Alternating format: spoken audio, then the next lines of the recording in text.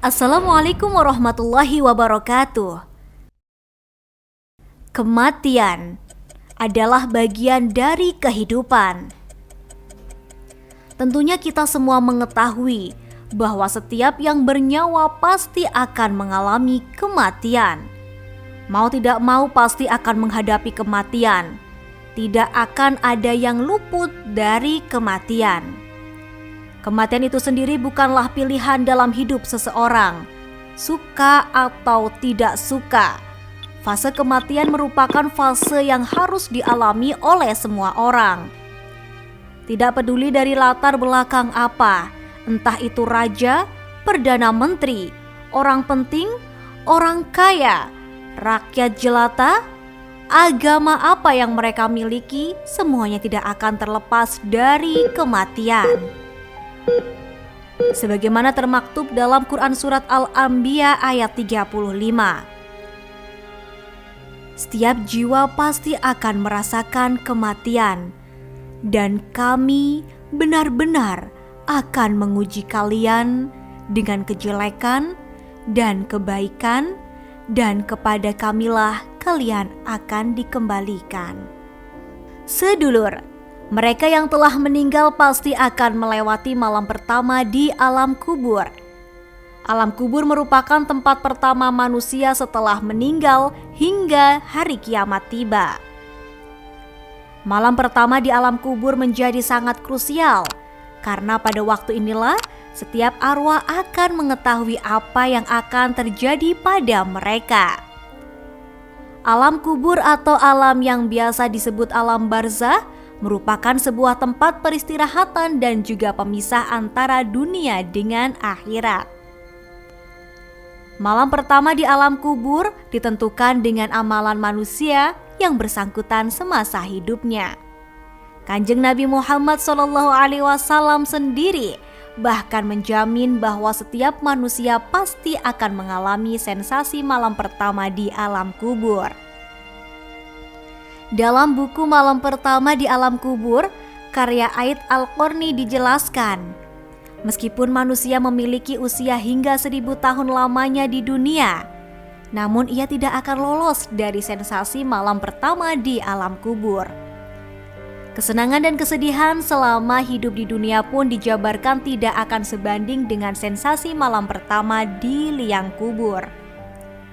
Maka untuk menyambut malam pertama di alam kubur itu, umat Islam perlu menyimak tuntunan agama. Sebab Rasulullah SAW bersabda, liang kubur bisa jadi salah satu taman surga atau salah satu lubang neraka.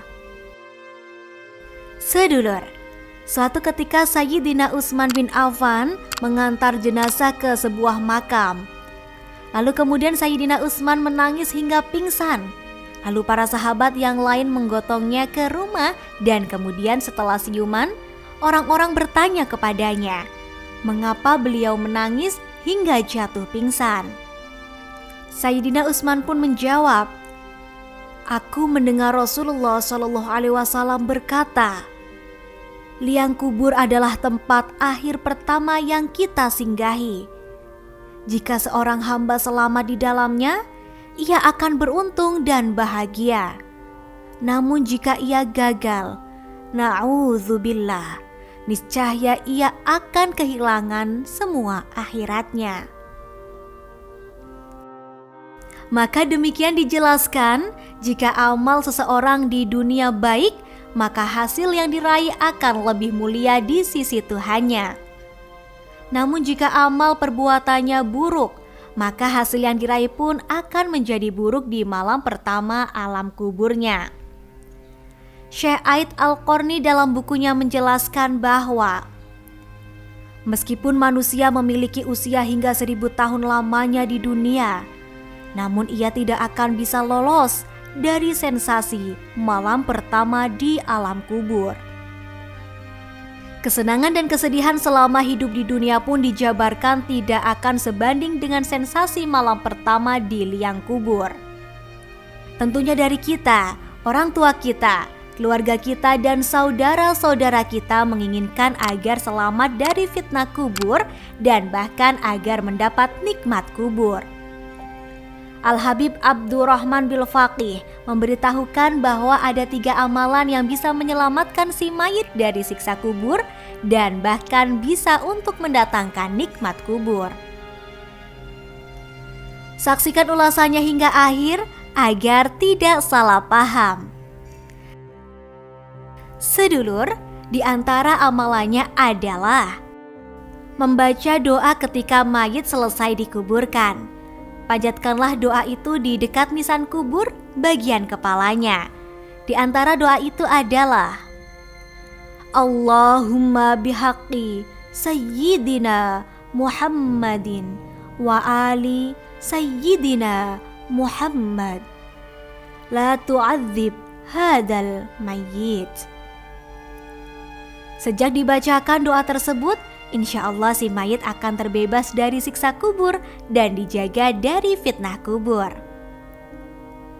Yang kedua, di dalam kitab Mujairah Budairobi disebutkan bahwa barang siapa yang mengambil tanah dan dibacakan surat Al-Qadar 7 kali, kemudian ditaruh di lubang lahat bersama mayit, tatkala penguburan mayit atau di atasnya, maka mayit tersebut akan dijaga dari azab kubur.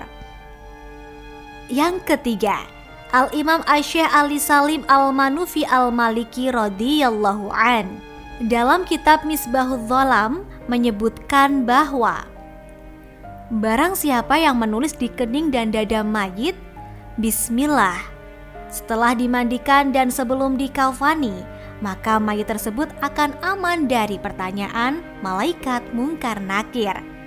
Dan dilanjutkan doa Allahumma sholli ala ruh Sayyidina Muhammad fil arwahi wa ala jasadihi fil ajsadi wa ala qabrihi fil quburi wa ala alihi wa sahbihi wasallim. Ya Allah, limpahkanlah rahmat kepada ruh Nabi Muhammad Sallallahu Alaihi Wasallam di antara semua ruh kepada jasadnya, di antara semua jasad kepada kuburnya, di antara semua kubur, dan limpahkanlah pula rahmat dan keselamatan kepada keluarganya dan sahabatnya. Sedulur, yang dimaksud aman dari pertanyaan malaikat mungkar nakir adalah si mayit akan bisa menjawab semua pertanyaan malaikat mungkar nakir dengan baik dan benar. Sedulur yang dirahmati Gusti Allah, sungguh berharganya ilmu untuk menjadi tuntunan agar kita semua dapat menjalankan ibadah, menuntun ke jalan yang diridhoi Gusti Allah, karena sesungguhnya ibadah harus didasarkan pada ilmu. Semoga kita semua diberi kemudahan untuk selalu menjalankan semua perintahnya dan menjauhi segala larangannya. Dan semoga di akhir hidup kita tergolong menjadi husnul khatimah, serta nantinya dijadikan orang-orang yang mendapat nikmat kubur, dijauhkan dari fitnah kubur. Amin ya Allah ya Rabbal Alamin. Wallahu a'lam bishawab. Wassalamualaikum warahmatullahi wabarakatuh.